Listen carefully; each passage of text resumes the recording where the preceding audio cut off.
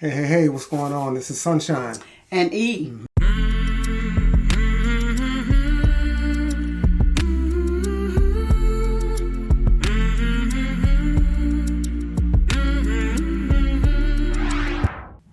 We're back, you two. We're back. We're back.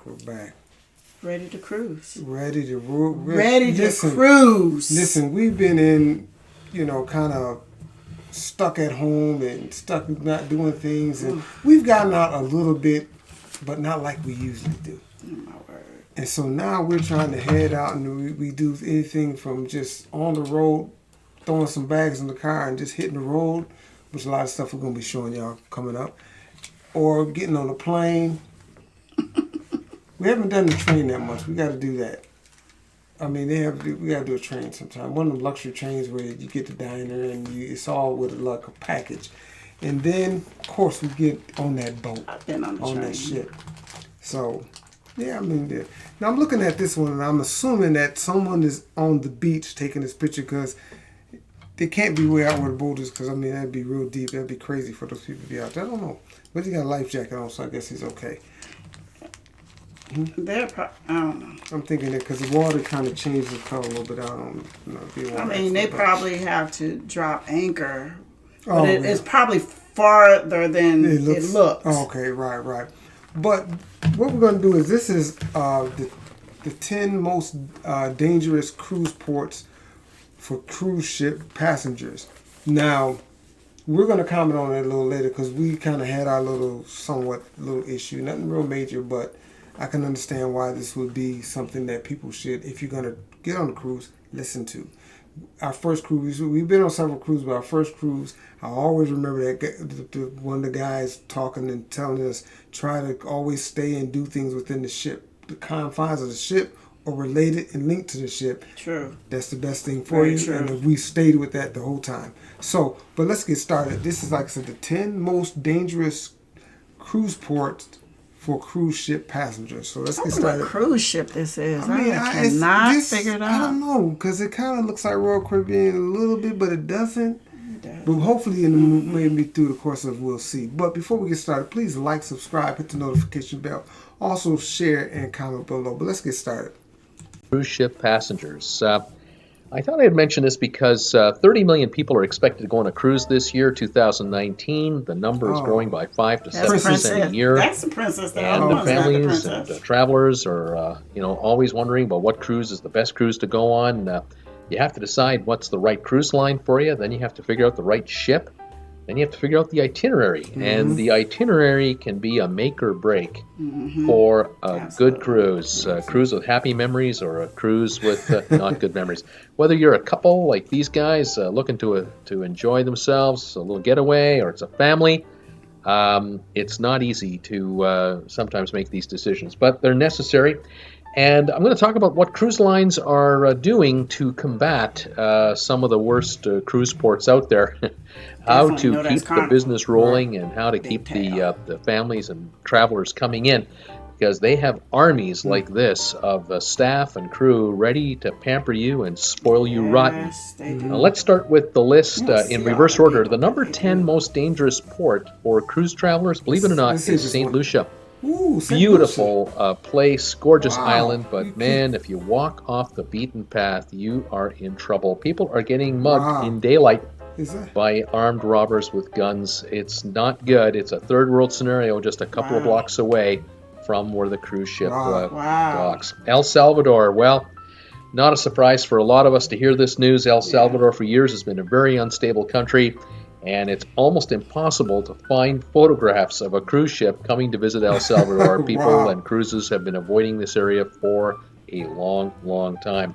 This next one surprised me. St. Thomas, U.S. Virgin Islands. This is a U.S. protectorate. Americans don't need a passport to come here. But if you end up in the wrong part of town, you might find yourself in a bit of a pickle. Unfortunately for St. Thomas, they had a terrible hurricane visit a couple of years ago with Irma and Maria. And a lot of the island got wiped out, and so there's a lot of desperate people there. You want to stay on the beaten path, do a tour, go up here like I did on the cable car and grab some of these great photos. but make sure you're on an escorted tour, and you should be fine. Absolutely. Number 7 on the list is Antigua, another gorgeous Caribbean island with resorts everywhere and that type of thing. If you're going to one of these resorts, or you're coming in on a cruise ship and you're going to take a tour, you'll be fine. Wow, but if you're just walking around in the daytime man. and you head into the wrong part of town, you might be in trouble, and there have been incidents. St. Kitts and Nevis is number 6, unfortunately. Another area of the Caribbean, beautiful topography, great geography, but again, you've got to be careful where exactly you're headed when you get off the cruise ship. Hanging around here is okay. These are the hot tourist spots. There's security here. You'll be fine, but a couple blocks from here, you might not be. Number 5 is Mexico. Mexico has always been on the list as one of the most dangerous areas for cruise passengers, but keep in mind, to be fair to Mexico, it's a big country. This footage here is taken in Mazatlan, and Mazatlan itself has been a great place to visit. Then cruise lines boycotted it for a while because of gang violence. Now they're coming back to it. This is my own personal footage of Mazatlan. I love it here. It's great. Never had a problem. Been here now a couple of times. But again, if you're in the main streets, you'll be fine. But if you're going to go off into the boroughs, you are asking for trouble, because if you come off looking like a bit of an overweight, well-to-do tourist, you're an easy mark. Right. So watch yourself, and that could be true anywhere. Of course, it's even true in Miami and San Francisco and Los Angeles. I mean, it's true everywhere. But just watch out for yourself. Cities all across Mexico are investing heavily in security. The Mexicans know how much tourism means to them, and they want the cruise ships to keep coming with those thousands and thousands of tourists. And so kind of watch yourself, and you'll be all right. The number 4 country on the list is Guatemala. There's no surprise. We're hearing about so many people trying to get out of this country, gang violence and that type of thing. It's rather unfortunate. But it is, a fact of life. Not very many cruise ships visit Guatemala these days. Again, it's just too scary to go there. And so cruise lines avoid it. The number 3 country, unfortunately, Venezuela. And it's only going to get worse. The political unrest there, the rampant inflation, the hunger, desperate people. Venezuela, what more can I say? I think I've already said enough.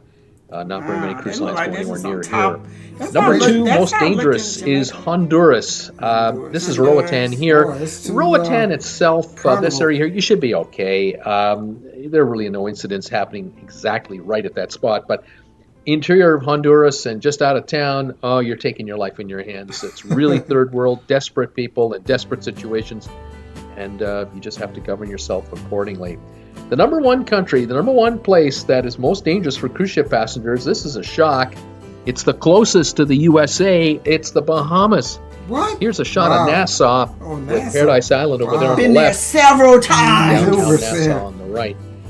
Nassau, Bahamas, a lot of incidents of pickpockets and robberies, muggings, all depending on what time of the day or night. I can tell where that is lines, too. I know exactly. But you've got to watch yourself. Now, what are the cruise lines doing about it? Well, in the Bahamas, right here, cruise lines are spending hundreds of millions of dollars building their own private island getaways, yep, they really where you won't run into the locals. It's a sad state of affairs, but it's true.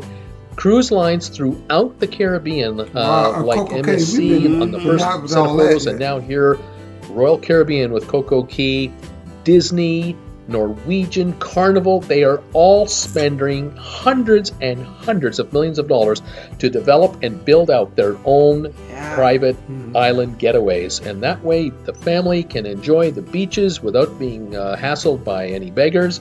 Security keeps everyone in the perimeter, and this area here becomes a family playground. Mom and dad can relax, honeymooners can relax, and so on. This is the way of the future. Cruise lines have seen it for decades. They've already invested. They're going to continue to do so because they want your vacation dollars, and they do not want you worrying about what's going to happen to you if you get off the ship. And there you are. Those are the 10 most dangerous ports, what the cruise lines are doing about it. Join me Monday to Friday, 5 o'clock Eastern Time, Saturdays at 2 o'clock Eastern Time. We talk cruise ships 6 days a week. We'd love to go cruising. Love to have you come on by. Please subscribe to my channel and hit the bell notification icon.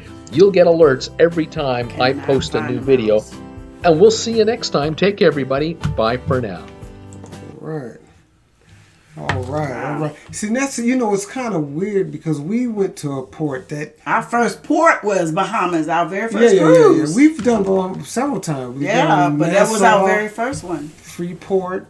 What was the other one where the guy had her son and was going? Was that her son? No, that was somebody else. No, that was maybe it was Freeport. But I thought I'll never forget the name of that. Anyways. But we went to a port maybe 2 or 3 cruises ago. Freeport. I could forget that. I thought I'd never forget the name of that because it had a really cool name to it. And Port Lakaia. And we went to one. It always sounded so cool and smooth. I said, man, I gotta go to this one. Finally, it was on one of our ports of call. And that was Ochos Rios. And I thought, and we got on there, and if you ever been there, even where the tourist part is, they got guys walking around with guns. I mean, that was Jamaica. But I mean, I'm just saying. I thought you was talking about Bahamas. No, I'm saying one of the ports that was. So I just thought that, man, if that one didn't end up, those got to be terrible if that one didn't end up. It didn't even make the list. Yes. Right. So I guess what I'm saying is for those people who have traveled on cruises and got off the boat, usually the tourist place, you don't get that vibe. It's like you go there and all tourists. But in Ochos Rios, the actual part that you actually, for the tourists, they had got armed. Even when you're coming through the gates to go shopping, they were standing there. Right, and they have a section, and they're sitting there talking to be friendly, and they walk you through a section, and then they kind of release you to the next guy, and that's what they do, and you could tell across the street as you're getting out there, it's going to be a little bit even more crazier. So my advice to you, no matter what port you go, if you want to experience the island. Usually there's a tourist area with more shopping and stuff. Usually that's safe, like he said. Then the other thing is you want to take a tour from the boat itself. They usually keep you secure. And the other thing is they usually have a section either of the beach, if you want to do the beach thing, or their own private beach where you can go. So if you want to do shopping, the beach, or excursions, do it all through the boat. Do it all through the cruise. Don't get off the cruise and make arrangements with because they're going to do, come on, I'll take you. We learned the deals are going to sound good. First one. Yeah, they sound like good deals, but you don't know where they take you. Yeah. Plus, they can take you somewhere, and they don't get you back on schedule, that boat's not going to wait for you. Because when we went to Ochos Rios, we were sitting in the hot tub, because we were back. I'll make sure we got back. And you hear them announcing names over the intercom, and we're like, these people who they're announcing. Next thing you knew, you could tell, you could hear them pulling up the anchor. The next thing you see, people over there, run! So we look over the side, and there was two. One was an older lady, and the other one was a young lady, and they were running because they were about to get left. So never seen it before, but that was the first time. Is that you look at it, and poor lady. I mean, she was an older lady, and she was trying to keep up, but I guess the younger one ran ahead to get the attention. Listen, our rule of thumb usually is whenever they say, because usually if they say the boat is going to be from 8 in the morning to 4. It doesn't necessarily pull off at 4, but we're usually in there no later than 3, maybe. At least an hour before they're supposed to pull out. We're usually back, and why not? Because there's other activities on the boat. There's food on the boat. Plenty of activities if you've never get out early. See, I think what happens is people say, because they've been partying, doing everything all night, they only get up 8 in the morning and get out. So they wait till maybe 10 or 11, and then they get out. We get off. So it's time. We're trying to get off a little early. Get off so we can get back. Whatever we the thing is, even if you did stay up, go ahead and push and get, because you're going to have usually, if you have a 5 to 7 day cruise, you have a day of sea where you can just relax and catch up on your sleep and everything. So that's just some of our advice to. Another thing, when you do go, and had anything to do with the ports or anything, when you get on there, make sure you look at your itineraries. What the thing on Carnival is called Carnival Caper, I think. Capers, look and see what's going on for the next day, so you can plan out your day. It's really fun. But I hate it with COVID that they shut down the cruise. But in the beginning of COVID, there were so many people that were out at sea that couldn't even port. Yeah, they couldn't go. That was crazy. Isn't that funny? I mean, that was kind of crazy. But yeah, that's funny. But that's yeah, one day we're gonna kind of run imagine down being our on that tips ship. on cruising. Our tips. And I'm sure there's other people that cruise more than we have or more frequently, and they have other tips. And things always change too as they go. So you go back and they do this now. Try different ships too. Try different ships. That's good because you don't know what your thing is. Some people don't. Some people just want to relax and don't get into a lot of foolishness. Just want to get away. You might not want to go on Carnival. Because Carnival, it's a fun ship. That's what they call it, the fun ship. So there's always going to be activities and stuff going on. So it's not like you could just go and just relax on the deck without having some kids splashing and jumping around and people running. So that's just Carnival. It's a fun ship. I mean, it's always good to get you a patio too. Oh, yeah. You know, we had one. Well, our anniversary a couple of years ago, before the pandemic, we had an actually suite, and we had the next suite under the presidential suite, and it was nice. It was nice. I can't go back to the that's the regular room thing. anymore ever. That's the other thing. Once you go that far, it's hard to come back unless somebody gives you a free room or if the discount is that much. For me, I can if the discount is enough, I can step down. But I still would like an outside cabin so you can at least peek out the porthole, the window, and you can. No, I don't want even porthole no more. I need a balcony. Yeah, that is. If I can't get a suite, I gotta have a balcony. But I definitely want the suite. We got treated really good. Yeah. They were putting like chocolate covered strawberries in our room every night, and wow, you know, we paid for it. It's a big hump. This is a big jump in the money, so we paid for that. but it was nice. Oh, I wouldn't trade that for. Yeah, my suggestion is save your money. Try to make that extra upgrade and go up and try to get into that because it's real soothing. What I really love about the cruise, and we'll get out there after this, is that I love the fact that when you're out at sea, you can eat on the deck, you can eat out on your patio or your little area outside because you don't have to worry about the flies and gnats. You don't get none of that out there. I love that part of the cruise. You always want to get on board early because then, you know, they got all the partying where they, you know, you get to dance, and then, you know, of course they have the electric slide, those who doing that kind of stuff. So, you know, just, and a lot of games and stuff. So there's always stuff to do. So there's, you know, so we're going to get back on those cruise things. That just sparked my interest to see some of the dangerous ports. And generally speaking, if you stay in the tourist area, you'll be fine. But with that, do me a favor, if you can like, subscribe, hit the notification bell, also share and comment below. And I do believe that's it. That is it. Thanks for joining us. Sunshine and E.